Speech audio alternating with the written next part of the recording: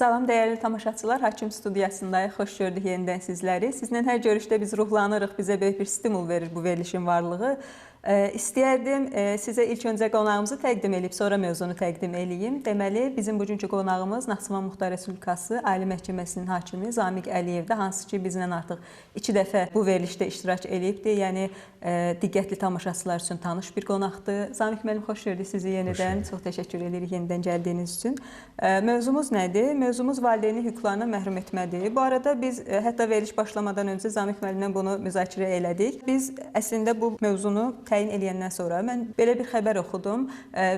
Ümumiyyətlə, hüquqi mövzularla maraqlı olan insanlara böyük ehtimal aydındır. Hətta bu ictimaiyyətə hər kəsə aydındır. Bir neçə ay əvvəl hətta qüvvəyə mindi, qohum evliliklərin qadağan olunması ilə bağlı bir məsələ. Deməli, mən gördüyüm xəbərdə nədən danışılırdı? Orada qeyd olunmuşdu ki, iddia olunur ki, bəzi valideynlər öz valideynlik hüquqlarından imtina edirlər. Nəyə görə övladları öz qohumları ilə nikaha daxil ola bilsinlər. Buna da münasibət bildirərik Zamiq müəllim. Bu yəni mümkündürmü? Bu absurddumu? Olarmı, olmazmı? Elə sualı da buradan bağlayaq. Deməli, belə bir iddianın verilməsi hüququ kimlərə aiddir? Yəni, bir iddiada mütləq bilir ki, bir subyektiv hüquq olmalıdır. Yəni, sizin hansısa hüququnuz pozulmalıdır. Buna bağlı məhkəməyə getməlisiniz. Valideyni hüquqlarından məhrum etməklə bağlı subyektiv hüquq olmalıdırmı? Yəni, burada belə bir tələb lazımdırmı? Belə bir iddianı kimlər verə bilərlər? Belə bir hüquq kimlərə aiddir? Və bir də ona da aydınlıq gətirsək, ümumiyyətlə valideynlik hüquqları deyirik. Bu hüquqların özü nədən ibarətdir? Hüquqların dairəsi nədən ibarətdir ki, yəni o hüquqlardan məhrum etməkdən söhbət gedir? Bizim bugün müraciət etdiyimiz mövzu valideyn hüquqlarından məhrum etmə ailə münasibətlərinin, mən deyərdim ki, ən ağırlı və həssas mövzularından biridir. Çünki biz buna bir hüquqi proses kimi baxmalı deyilik. Yekunda uşağın həyatı ilə və gələcəyi ilə bağlı köhül dəyişikliklərə səbəb olur. Həmçinin valideyn özünün uşaqla bağlı təməl hüquqlarından məhrum olur.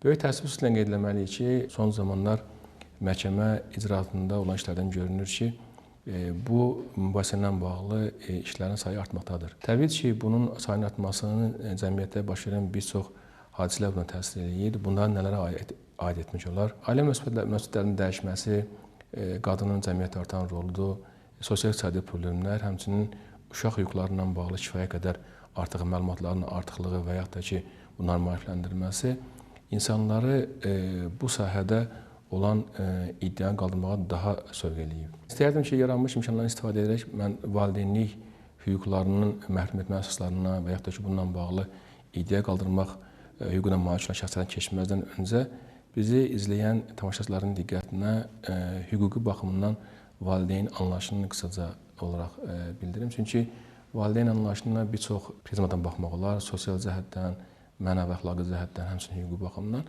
Azərbaycan Respublikası ailə qanunvericiliyi valideynlik ilə bağlı məsələdə əsasən uşağın genetik olaraq bağlı olduğu bioloji atasının arasından üstünlük verir. Uşaq hüquqları haqqında konvensiyaya isə görə uşağın qayğısı ilə bağlı məsuliyyət daşıyan şəxs kimi bu ifadə olunur. Azərbaycan Respublikası Ailə Məcəlləsinin 43-cü maddəsində qeyd olunur ki, istəyir uşaqların, istərsə də valideynlərin hüquq vəzifələrinin müəyyən olunması uşağın qanunvericiliklə müəyyən olunmuş qaydada mənşəyinin müəyyən olunmasına əsaslanır. Bəs uşağın mənşəyin müəyyən olunması nədir? Uşağın anadan mənşəyin müəyyən olunması onun yəni hansı anadan doğulmasının müəyyən olunması, əgər uşaq tibb məsələsində dünyaya gəlibsə, həmin məsələ sənədi, yox, tibb məsələsindən kənarda dünyaya gəlibsə, doğuşa kömək edən həkimin sənəd əsasında müəyyən olunur. Əgər bu sənədlər mövcud deyilsə, onda məhkəmənin qərarı əsasında həmin fakt müəyyən oluna bilər. Uşağın atadan mənşəyin müəyyən olunması isə bu üç faktda, əgər ər-arvad arasında nicah varsa, nicah aktına və yaxud da bunlar mövcud deyildirsə, atanın etirafına və yaxud da maraqlı şəxsin əsasında, məhkəmə qərarı əsasında müəyyən oluna bilər. O ki, qaldı valideyn hüquqlarının dairəsinə. Valideyn hüquqlarının dairəsi Azərbaycan Respublikası Ailə Məcəlləsinin 12-ci fəslində öz əksini tapıb. Valideyn uşaqla bağlı hüquqlar nələrdən ibarətdir? Uşaqla birgə yaşaya bilər, onun tərbiyəsi ilə, təhsili ilə, sağlamlığı ilə məşğul ola bilər. Uşaqla ünsiyyət saxlaya bilər. Əgər uşaq sosial xidmət müəssisəsində yerləşdirilibsə, onun barəsində məlumat almaq hüququna malikdir. uşağa ad qoymaq, onun soyad seçmək, uşağın yaşayış yerini müəyyən etmək, uşaqla bağlı əmlak hüquqlarının malik olmaq, həmçinin uşağın hüquqlarının müdafiə etmək hüquqlarından malikdir. Yekunda əgər valideyn bu hüquqdan məhrum olursa, sözcüdən hüquqlara müəyyən məhdudiyyətlər qoyulur. Valideyn hüququndan məhrum etməklə bağlı iddiaları kimlər qaldıra bilər? Bu subyektlərin legitim dairəsi Ailə Məcəlləsinin 65-ci maddəsinin 2-ci bəndində öz əksini tapıb.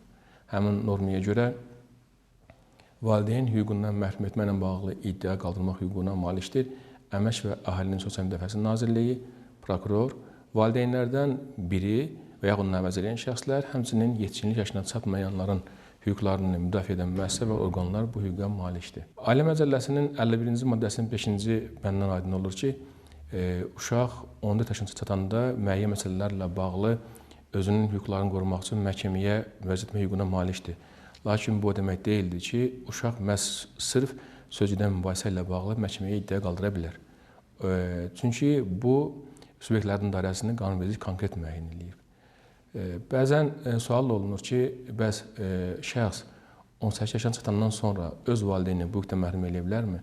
Bildirmək istəyirəm ki, ümumiyyətlə valideyn hüququndan məhrum etmə institutu cəmiyyətin gücsüz təbəqəsi olan uşaqların hüquqlarının və mənafelərinin qorunmasına yönəlib. Ailə Məcəlləsinin 56-cı maddəsinin və 49-cu maddəsinin ümumi təhlili bizə onu deməyə imkan verir ki, əgər şəxs, uşaq 18 yaşına çatıbsa və yaxud da ki, yetkinlik yaşına çatana qədər tam fəaliyyət qüvvəti əldə edibsə, bu zaman valideyninin onun üzərində hüquqlarına və vəzifələrinə xitam verilir.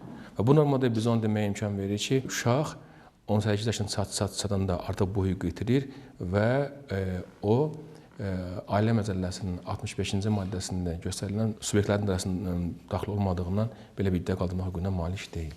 Çünki bu həmin hüquq pozuntusunun mövcud olduğu an üçün keçərlidir. O ki qaldı sizin qeyd etdiyiniz məsələyə, bəli, bu günləri məhkəmələrə müraciət olunur ki, bəs mən yaşlıyam, uşaq mənim qayğıma qalmır, mənə kömək göstərmir, istəyirəm övladlarımdan imtina eləyəm.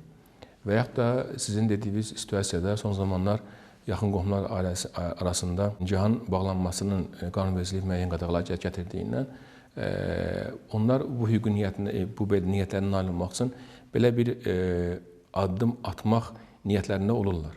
Ancaq onu bildirmək istəyirəm ki, ümumiyyətlə Azərbaycan Respublikasında hər hansı qanunvericilikdə övladdan və ya uşaqdan imtina etmə institutu nəzərdə tutulmayıb. Yəni bu hüquqi baxımdan mümkün deyil. Sadəcə olaraq sizin dediyiniz situasiyada şəxslər yaşayış yerlərindən müvafiq ərazi dairəsi icra nümayəndəliyindən özlərinin qohum olmasına bağlı arayış alıb bu niyyətlərinə həyata keçirə bilirlər. Ancaq məhkəmə qaydasında və yaxud da ümumiyyətlə uşaqdan imtina etmək yekununda valideynin vəzifələrinin aradan qaldırır ki, bunda ümumiyyətlə bu məsələyə qanunvericilik yol vermir. Siz qeyd elədiniz ki, orada valideynin hüquqlarına məhrum etmə valideynin hüquqlarının və vəzifələrinin qüvvədə olduğu zaman üçün keçərlidir. Bəs bunun üçün əsaslar nədir? Yəni burada bir bəlli qanunverici, məhdud bir əsaslar toplusu nəzərdə tutulubmu, yoxsa hakim işə baxarkən situasiya üzrə dəyərləndirib qərar verir ki, bu halda yaxşı olar ki, valideynin hüquqlarına məhrum olunsun, bu halda isə mən düşünürəm ki, ehtiyac yoxdur. Valideyn hüquqlarının məhrum etmə əsasları Azərbaycan Respublikası Ailə Məcəlləsinin 64-cü maddəsində öz əksini tapıb. Qanunvericilik bununla bağlı 8 əsas müəyyən eləyib. Bura daxildir valideyn hüquqlarından sui-istifadə etmək, valideyn vəzifələrini icra etməmək, qəsdən aliment ötəliyini yerinə yetirməmək, uşağı heç bir üzrlü səbəb olmadan doğum evindən və ya sosial xidmət müəssisəsindən götürməmək, xroniki narkomaniya xəstəliyindən və ya alkoqolizm xəstəliyindən əziyyət çəkmək, uşağa qarşı mərkəz zorakılığı ilə bağlı hərəkətə törətmək, uşağa qarşı cinsi istismar və cinsi zorakılığa yol vermək, həmçinin uşağın, ərinin, arvadının həyatına qarşı qəsdən cinayət törətmək bura daxildir. Qeyd olunan əsaslardan görünür ki, burada qanunvericilik elə əsasları vardır ki, bunlar konkret situasiya üçün müəyyən eləyib. Məsələn, qəsdən aliment ödəməmək. Lakin elə əsasları vardır ki, bunlar məhkəmə tərəfindən müəyyən qiymətləndirmə həyata keçirilməsinə və ya araşdırılmasını tələb edir. Məsələn, bundan nələrə biz aid edə bilərik? Valideynin hüququndan sui-istifadə etmək, valideyn vəzifələrini yerinə yetirməmək və yaxud da ki, uşağa qarşı mərkəz zorakılığı ilə bağlı hərəkətləri yerinə yetirmək. Valideyn hüquqlarından sui-istifadə etmək dedikdə nə başa düşülür? Valideynin özünün hüququndan uşağın mənafeyi üçün deyil, öz mənafeyi üçün istifadə etməsi özünü əks etdirir. Yəni məsələn, buna misal olaraq uşaq valideynin bircə yaşayır, uşağın onunla bircə yaşamasına istifadə edən valideyn onu istismar edir, onu dilənçiliyə vadar eləyir, cinayət əməllərinə sövq eləyir, uşağın adına borc götürür, kredit götürür və yaxud da ki, ata-ana ayrı yaşayırlar, uşaq ananın yanında qalır. Ana atanın uşaqla görüşməsi üçün müəyyən problemlər yaradır, uşağın yaşayış yerini dəyişir. Bax, bu məsələlər artıq məhkəmə tərəfindən müəyyən araşdırma tələb edən məsələlərdir. Və yaxud da bura həm əsaslardan araşdırmalı məsələlərdən biri məişət zorakılığı ilə bağlı hərəkətlərin törədilməsidir. Məişət zorakılığı haqqında Azərbaycan Respublikasının qanunu bu hərəkətləri 4 qrupa bölür. Bura daxildir fiziki zorakılıq, psixi zorakılıq, iqtisadi və cinsi zorakılıq daxildir. Fiziki zorakılıq dedikdə uşağın döyülməsi, ona işgəncə verilməsi, psixi zorakılıq onu qorxutmaq, onu alçatmaq, iqtisadi zorakılıq uşağı iqtisadiyyətən özünə asılı saxlamaq, cinsi zorakılıq isə ümumiyyətlə bu cinayət tərkibi sayılmaqla yanaşı Azərbaycan Respublikası əmək məcəlləsinin tələbinə görə bu kimi cinayətə görə məhkum olmuş şəxslər ümumiyyətlə uşaqla bağlı fəaliyyətlərlə məşğul ola bilməzlər. Həm də ki, onu qeyd edeyim ki, valideyn hüquqlarından məhrum etmə valideynin hüquqlarının məhsul daha ağır nəticələrə səbəb olduğundan bunu biz genişlənmiş şəkildə izah edə bilmərik. Hətta bunu genişləndirici kimi qəbul edə bilmərik. Sadəcə dediyim əsaslar özündə müəyyən hərəkətlərin, müəyyən situasiyaların araşdırılmasını tələb edir ki, bu da məhkəmənin səlahiyyətinə aid olan məsələlərdir. Zamiq müəllim, siz bundan əvvəlki sualda qeyd elədiniz ki, valideynlər uşaqları əgər istismar eləyirsə, məsələn, onları qeyri-qanuni diləndirir, işlədir. Burada aydın məsələdir ki, bu müəyyən dövlət orqanlarında səlahiyyət dairəsində olan məsələlərdir. Halbuki uşaq istismarı, məsələn, uşaq əməyinin istismarı ilə bağlı məsələlərə onlar nəzarət eləməlidirlər. Burada belə bir sual ortaya çıxır. Tutaq ki, dövlət orqanı belə bir vəziyyət aşkar elədi. Onun elə bir səlahiyyəti olarmı? Valideynlik hüquqlarından da elə onu öz qərarı ilə məhrum eləsin. Ümumiyyətlə, bu cür qərarları vermək hansı orqanın səlahiyyətindədir? Və bundan da əlavə, elə bir müraciət olduğu halda, biz necə ki, ilk sualda hətta bu barədə danışdıq, kimlərin hüquqlarıdır belə bir müraciət eləmək? Həmin şəxslər hansısa sənədlər, sübutlar təqdim eləməlidirlərmi? Ya da hansı sübutlar təqdim olunmalıdır? Valideyn hüququndan məhrum etmənin hüquq nəticələri həddindən artıq ağır olduğundan qanunvericilik məhz belə bir səlahiyyəti ancaq məhkəməyə verib. Biz bunu Azərbaycan Respublikası Ailə Məcəlləsinin 65-ci maddəsinin 1-ci bəndində müəyyən edə bilərik. Valideyn hüququna məhkum etməklə bağlı iddialara Azərbaycan Respublikası Mülkiyyət Prosessual Məcəlləsinin tələbləri baxımından iddia icraatı qaydasında baxılır. Və həmin işlərə baxılan zamanda sübut etmə vəzifəsi məhz həmin məcəllənin 77-ci maddəsinin 1-ci bəndində göstərilən əsaslar üzrə müəyyən olunur. Sözügedən prosessual normaya görə hər bir tərəf özünün tələbini və buna dair etirazını əsaslandıran faktları sübuta yetirməlidir. Bu normaya bizə onu deməyə imkan verir ki, əgər hər hansı qanunda nəzərdə tutulmuş şəxslər valideynlərin və ya valideynin bu hüquqdan məhrum etməsinə bağlı iddia qaldırırsa, bu zaman iddia ərzəsində bayaq bizim bildirdiyimiz 8 əsasın birinin və ya bir neçəsinin mövcud olması ilə bağlı sübutlar təqdim etməlidir. Məhkəməyə ən çox müraciət etmə əsasını təşkil eləyir alimentin ötəliyinin icra etməsi. İstərəm ki, elə bununla bağlı təqdim olunmalı sübutların dairəsində qısaca bildirəm. Şəxsin öz valideyn aliment ötəliyinin icra etməsinin əsasını təşkil edə bilər məhkəmə aktı, təxir arasında bağlanmış yazılı saziş və yaxud da ki, mediasiyada bağlanmış saziş təşkil edə bilər. Əgər şəxs iddia eləyirsə ki, valideyn qəsdən alimenti ödəmir, bu zaman şəxsin aliment öhdəliyinin yaranmasını təşkil edən həmin sənədi, əgər bu məhkəmə qərarıdırsa, məhkəmə qərarının icra edilməsindən bağlı şəxsin təqsir bilməsinə dair məhkəmənin hökmünü təqdim edə bilər. Burada bir şey izləmək istəyirəm ki, ümumiyyətlə valideyn hüquqlarından məhrum etməklə bağlı iddialar ailə münasibətlərindən doğan iddia tələbləri olduğuna görə, mediasiya haqqında qanunun 3-cü maddəsinin tələbinə görə bu kimi iddialar məhkəməyə verilməmişdən öncə mütləq tərəflər mediasiya prosesinə cəlb olunmalıdır. Sual oluna bilər ki, bəs əgər bu məsələ yalnız məhkəmələrə baxırsa, onda vətəndaşların mediasiya prosesində cəlbi nəyə lazımdır, nə üçün belə zəruridir? Bildirmək istəyirəm ki, bəzən vətəndaşlar mediasiya prosesinə cəlb olunanda artıq onlara valideyn hüququndan məhrum etmənin hüquq nəticələri aydın olur və o hüquq-vəzi tərkiblərini sonlandırır. Artıq belə uşaq mənəfi baxımından məhkəməyə müraciət etməsinə də bir zərurət yaranmır. Bu kimi hallarda yəni mütləq məhkəmə təqdim olunmalı sənədlərindən biri də şəxslərin məhkəməyə müraciət etməzdən öncə mediasiyada prosesində iştirakı ilə bağlı sənədlər də məhkəməyə təqdim olunmalıdır. Zamiq müəllim, bir də mən düşünürəm ki, ümumiyyətlə məhkəmələrdə bu cür prosesləri görmüş insanların əksəriyyəti o əsasları görə bilər, xüsusilə valideynlik hüquqlarına məhrum etməklə bağlı iddialarda. Hansılar ki, orada bəzən iddianı əsaslandırmaq üçün göstərilən əsaslar birbaşa valideynlə uşaq arasındakı münasibətlərə yox da, ər-arvadın arasında yaranan münasibətlərdən qaynaqlı məsələləri qarşı tərəfin valideynlik hüquqlarına məhrum olunması üçün əsaslar kimi göstərir. Yəni burada belə bir iddialara baxılarkən ya da ümumiyyətlə iddia qaldırılarkən bu xüsuslara diqqət edilməlidirmi? Yəni bir valideynin valideynlik hüquqlarından məhrum olunması üçün onun cəmiyyətdəki mövqeyi yaxud da başqa digər üçüncü bir şəxsə qarşı münasibəti yaxud keçmiş hərəkətləri onun valideynlik hüquqlarından məhrum olunmasına əsas ola bilərmi? Yoxsa sırf uşaqla bağlı mı olmalıdır?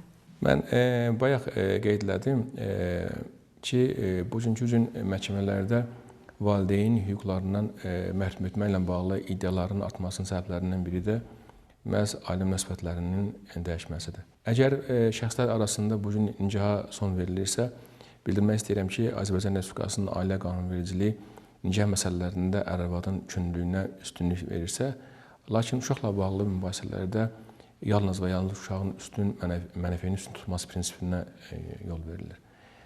Bəzən olur ki, milli dəyərlər baxımından, məsələn, misal üzərindən çıxış eləsək, ər bildirir ki, arvad ona xəyanət eləyibdir və o bundan barışa bilmir. Bu xarakterdə olan ana uşaq tərbiyə verə bilməz. Buna görə də valideyn onun hüquqlarının məhrum olmasını istəyir, uşağın onun yanında saxlanılmasını istəyir. Bildirirəm ki, ümumiyyətlə, ər-arvadın bir-birinə qarşı olan münasibəti və yaxud da ki, şəxsin özünün o nüfuzu, cəmiyyətdə olan mövqeyi uşağın valideyn hüququndan məhrum etməsi üçün birbaşa əsas ola bilməz. Valideyn hüququndan məhrum olunması üçün məhz Azərbaycan Respublikası Ailə Məcəlləsinin 64-cü maddəsində göstərilən əsasların biri mövcud olmalıdır. Bildirmək istəyirəm ki, Ləman Bayramovanın Azərbaycana qarşı işi ilə bağlı İnsan Hüquqları üzrə Avropa Məhkəməsinin qərarında da demək olar ki, işin faktiki halları dediyi hallara çox oxşardır.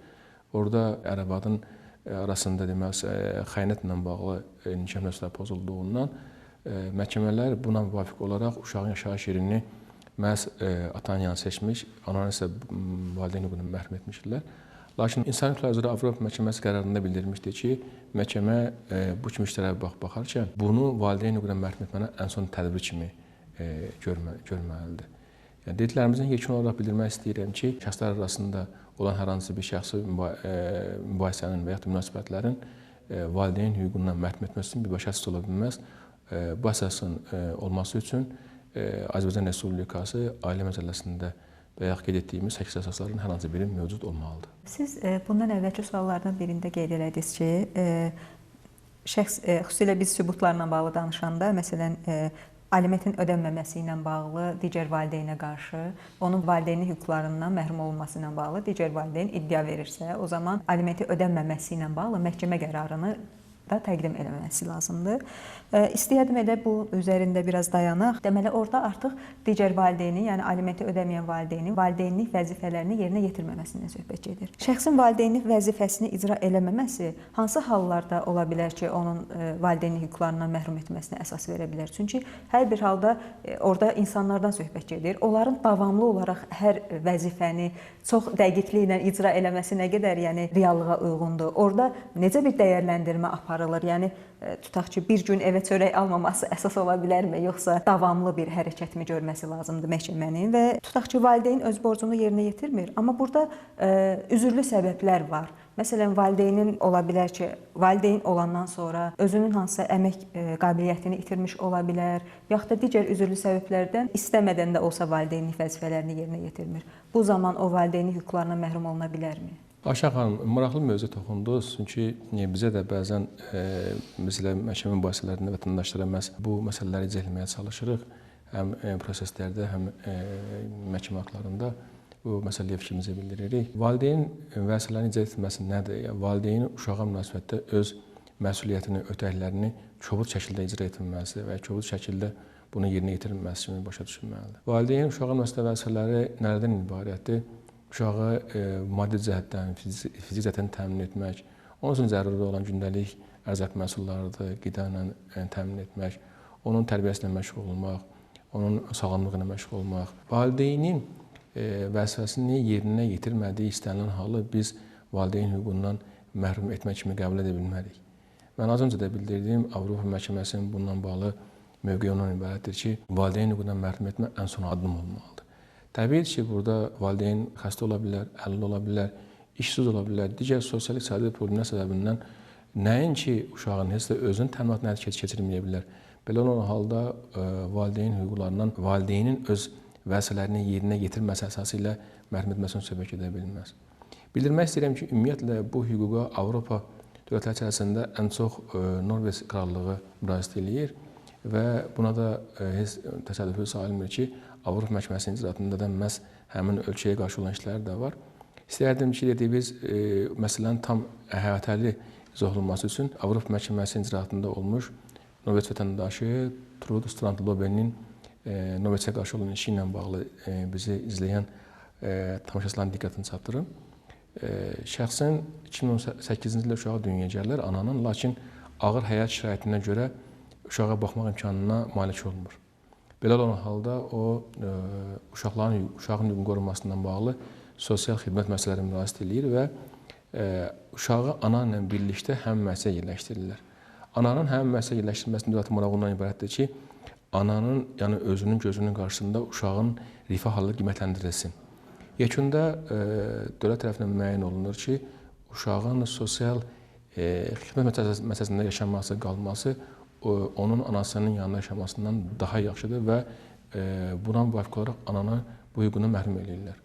Buna razılaşmayan ərizəçi İnsan Hüquqları üzrə Avropa Məhkəməsinə müraciət edir və Avropa Məhkəməsi 2019-cu ilin sentyabrında bu mübahisə ilə bağlı qəbul etdiyi qərarda bildirmişdi ki, ümumiyyətlə dövlət tərəfindən valideynin bu hüququndan məhrum etməsindən bağlı addım atılırsa, burada uşaqların mənafeyinin qorunduğu kimi valideyn mənafeyi də qorunmalıdır. Həmçinin dövlət çalışmalıdır ki, burada uşağa münasibətdə valideynin bu hüququndan məhrum edənə qədər uşaqla valideyn arasında məsuliyyətləri bərpa eləsin. Məsələn, burada valideyni işlə təmin edə bilər və yaxud da ki, onun xəstəsi müalicə edə bilər və həmçinin digər qərarlarında formalaşdırdığı mövqeyi də burada bildirmişdir ki, valideyn hüququndan məhrum etmə ən son addım olmalıdır. Yəni biz əgər valideyn üzrlü səbəbdən öz vəzifəsini yerinə yetirə bilmirsə, deyə bilmərik ki, belə olan halda o bu hüquqdan məhrum olunmalıdır. İstəyərdim növbəti sualımızı bunun üzərində quraq ki, valideyni hüquqlarından məhrum etmədən biz danışdıq. Ümumiyyətlə bunun nəticələri nədir? Ola bilsin ki, ümumi ana xətləri ilə fikir formalaşsın tamaşaçılarda, amma biz daha konkret deyə bilərik ki, yəni valideynlik hüquqlarından məhrum olunmuş şəxs artıq sabah öz həyatında bunu hansı formada hiss edə bilər. Və bundan da əlavə, mən elə gəlir ki, bu da önəmli bir məsələdir. Biz bilirik ki, hər bir iddiaya məhkəmələrdə baxılma müddəti vardır. Məsələn, normalda ilkin instansiyalar üçün 3 aylıq bir məhdudlaşdırıcı müddət nəzərdə tutulub, bəzi iddialar üçün, bəzi instansiyalar vardır ki, orada yoxdur. Əlbəttə, bu yüzden kontekstdən kənarda biz ona toxunmuruq. Ümumiyyətlə, bu müddət ərzində bir valideyn digər valideynin hüquqlarına məhrum olması üçün məhkəməyə müraciət edir. Amma o həm də bu əsasına müraciət edir ki, uşaq tutaq ki, digər valideyn tərəfindən istismar olunur, hətta belə deyək, cinsi istismar olunur. Burada yəni qəti bir müdaxiləyə ehtiyac var. Belə olan halda uşaq kimin yanında saxlanılmalıdır? Yəni uşaq hər hansı bir şəkildə o valideynindən izolyasiya olunmalıdırmı məhkəmədə baxıldığı müddətdə iddiaya? Valideyn hüququndan məhrum etmənin hüquqi nəticələri Azərbaycan Respublikası Ailə Məcəlləsinin 66-cı maddəsində öz əksini tapır. Həmin normaya görə əgər şəxs valideyn hüququndan məhrum olunursa, o uşağa münasibətdə qohumluq faktları əsaslanan bütün hüquqlardan, həmçinin Ailə Məcəlləsinin 82-ci maddəsində qeyd olunan uşaqdan təminat almaq hüququndan və dövlət tərəfindən uşaqla bağlı verilən müavinət və güzəştlərdən məhrum olur. Ümumiyyətlə, onu qeyd edeyim ki, valideyn hüququndan məhrum etmənin hüquqi nəticələri bayaq da biz qeyd elədik, olduqca ağırdır. Lakin şəxs əgər valideyn hüququndan məhrum olunursa, bu demək deyildir ki, o uşaq qarşısında olan vəzifələrindən də məhrum olunur. Bu belə deyil. Əksinə, bu kimi mübahisələrə baxan zaman məhkəmə tərəfindən uşağın saxlanılması üçün aliment də təyin edilir. Əgər valideyn hüququndan şəxs məhrum edilirsə və bu 6 aydan artıq davam edilirsə, belə olan halda artıq uşağın övladlığa verilməsi məsələsi də gündəmə gəlir. Burada qanunvericilik valideyn hüquqlarından məhrum etmənin hüquq nəticələrini ümumi şəkildə qeyd etdiyinə istərdim ki, tamaşaçılarımıza daha aydın olsun deyə bunu biraz geniş şəkildə izah verək. Uşaqla bağlı qohumluq faktının əsasən hüquqlar edildiyi nə başa düşülür? Məsələn, artıq valideyn uşağın vərəsəsi ola bilməz və yaxud da ki, uşaqla ünsiyyət saxlaya bilməz. Uşağın tərbiyəsi ilə, təhsili ilə, sağlamlıqla bağlı məsələlərdə artıq qərar vermə imkanından məhrum olur. Uşaqla bağlı dövlət tərəfindən verilən müavinətdən məhrum olmasının gəldikdə isə Azərbaycan Respublikasının qanunvericiliyi ümumiyyətlə bir çox hallarda müavinət verilməsi nəzərdə tutulur. Uşaqlarla bağlı onlara misal üçün qeyd etmək olar, az təminatlı ailələrə verilən uşaqlarla bağlı verilən müavinət, çox uşaqlı ailələrə verilən müavinət, əlil ilə bağlı müavinət, həmçinin uşağın 3 yaşına çatmasına qədər sosial müavinətləri də bura daxil etmək olar. Və əgər valideyn hüququna məhrum olunursa, məhz uşaqla bağlı olan bu müavinətləri də itirir. O ki, qaldı güzəştlərə ümumiyyətlə uşaqlarla bağlı Azərbaycan Respublikasının qanunvericiliyində mən deyərdim ki, çox geniş şaxəli güzəştləri var. Bu normativ hüquq qalxanı içərisində mən deyərdim ki, bəlkə də ən geniş əmək məcəlləsidir. Çünki əmək məcəlləsi uşaqların mənəfiyyənin qorunması üçün kifayət qədər güzəştləri müəyyən eləmiş ki, biz bunları nələrə aid edə bilərik. Uşaqların 2 uşaq əgər vardırsa, yaşı 14-dən yuxarıdırsa, bununla bağlı verilən sosial məzuniyyət. Həmçinin 3 yaşındakı olan şəxslərə münasibətdə istəyir tək başına böyüdən kişi olsun və yaxud da ki, qadınlara münasibətdə onlara sınaq müddətinin tətbiq olunmazlığı və yaxud da ki, əgər şəxs himayəsində 3 yaşındakı uşaq vardırsa və bununla bağlı sosial məzuniyyətdə buraxılıbsa, ondan qayıtdığı dövrdən bir il müddətində attestasiyaya cəlb olunması, sertifikasiya iştirak etməsi, biz bunların dairəsini kifayət qədər belə saymaqla daha genişləndirə bilərik. Yekunda, yəni bu valideyn hüququndan məhrum etməsinin qanunverici ümumi şəkildə təhlil edə bilərik ki, valideyn uşağa münasibətdə hüquqlarından məhrum olunur, vəzifələri yerində qalır, 6 ay davam elədiyi halda uşağın övladlığa verilməsinə yol açır və valideyn artıq uşağın qanun təmsilçiliyində itirir. O ki, qaldı uşağın mübahisələrə baxılan dövr ərzində kim yana saxlanılması, ümumiyyətlə valideyn himayəsindən məhrum olunan uşaqların qayğısına qalması, bunların himayəsinə bağlı məsələləri bağlı qanunvericilik Əmək və Ailə Sosial Müdafiəsi Nazirliyinə bundan həvalə edib və əgər burada hər iki valideynin bu hüquqlarından məhrum olmasına söhbət gedirsə, belə olan halda işin məhkəmədə baxıldığı tərzində uşağın tərbiyəsi ilə bağlı məsələlərdə qərar vermə səlahiyyəti, həmçinin uşaq hüquqlarından bağlı bir çox məsələlərdə artıq həmin orqan tərəfindən bu hüquqlar həyata keçirilir. Biz demək olar ki, bura gedək ki, ancaq valideynin hüquqlarından məhrum olunma ilə bağlı danışdıq. Mən istəyərdim buna da aydınlıq gətirək. Ümumiyyətlə, belə bir hüquqdan məhrum olunmuş şəxs üçün bu yolun sonudurmu? Yəni, belə bir qərar artıq qəti və mütləq bir qərardırmı? Yoxsa o sonradan bu iddia ilə bağlı məhkəməyə gedib öz hüquqlarının bərpa olunmasını istəyə bilərmi? Burada mən məhkəmə dedim, əslində biz ona da aydınlıq gətirə bilərik. Daha doğrusu, hansı orqana getməlidir? Elə buna da aydınlıq gətirsə sevinərik.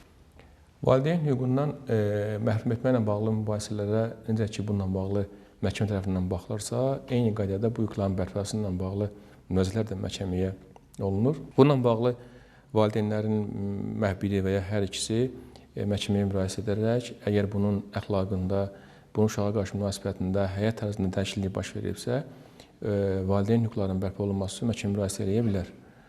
Bu mübahisələrə baxılması zamanı yerli icra hakimiyyəti orqanlarında qayyumluq və himayəçi orqanlarının iştirakı zəruridir. Həmçinin uşaq 10 yaşına çatıbsa, uşağın da fikri nəzərə alınır. Onu da qeyd edeyim ki, əgər uşaq övladlığa verilibsə, artıq valideyn hüquqlarının formasına söhbət gedə bilməz. Bu, məhkəmə tərəfindən müəyyən araşdırma tələb eləyir. Əgər məhkəmə tərəfindən hesab olunsa ki, həqiqətən də valideynin həyat tərzində, valideynin əxlaqında, uşağa qarşı davranışında dəyişikliklər baş verib və o uşağın mənəvi inkişafına, həmçinin fiziki və psixi sağlamlığına təsir getirməyəcək və uşağın mənəfiyyətinə cavab verirsə, belə olan halda valideynlik hüquqlarının bərpası məhkəmə tərəfindən təmin olunur. Həmçinin valideynlərin tələb əsasında əgər uşaqlar onun yanında qalmırlarsa, uşağın valideynə qaytarılması məsələsi də həmin icraatda həll olunur. Zamiq müəllim, biz danışdıq valideyn hüquqlarına məhrum etməyə və siz orada qeyd elədiniz ki, bu ən sonuncu yoldur. Bunu Avropa İnsan Hüquqları Məhkəməsi də bunu bu şəkildə qeyd edir. Ümumiyyətlə hüquqda qəbul olunarlığı bu şəkildədir. Bəs o ən son yola getmədən, amma həm də birbaşa bütün necə deyirlər, valideynliyin qeyri-məhdud şəkildə istifadə olunmamasının arasında bir yer varmı? Yəni hər iki ucda da olmayan elə bir valideyn ki, o nə uşaqla necə deyirlər, tam olaraq ünsiyyət də deməyim də, yəni tam olaraq hüquqlarını yerinə də yetirmir, ona tam hüquqlar tanına da bilməz. Yaxud da ki, bu hal heç onun birbaşa sırf valideynlik hüquqlarından məhrum olunmasına da əsas vermir. Yəni belə bir halda onun hüquqlarına məhrum olunmadan sadəcə məhdudlaşdırılması imkanı varmı? Əgər belə bir imkan varsa, bunun fərqi nədir? Yəni belə bu məhdudlaşdırmanın nəticələri hansı formada olur?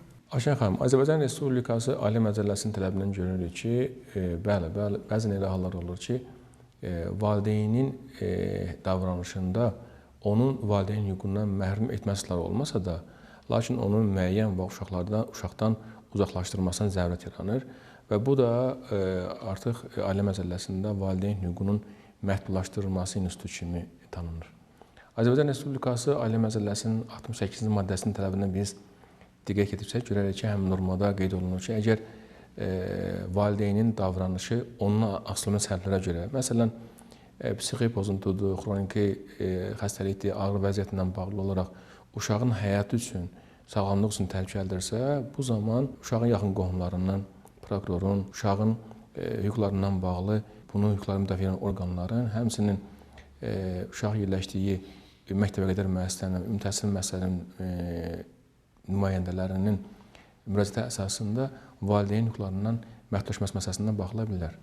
Valideyn hüquqlarının məhdudlaşdırılması valideyn hüququndan məhrum etməyə nisbətən biraz daha yüngül hüquq nəticələri vardır.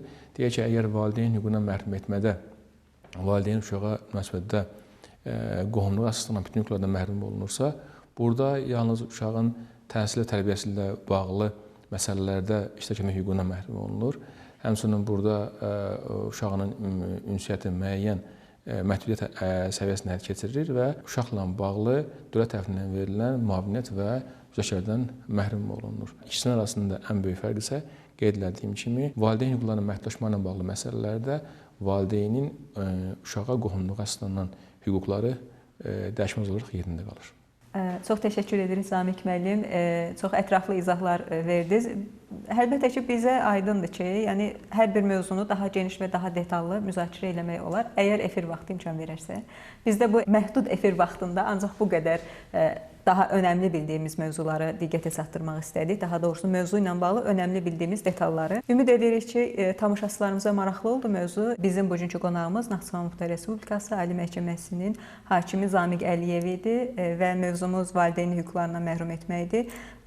Ümid edirik ki, mövzu sizin üçün maraqlı idi və ümid edirik ki, bu mövzuya ehtiyacınız yoxdur. Sadəcə hüquqi maraqlar çərçivəsində, sadəcə maraq dairənizə girdiyi üçün izləyirsiniz.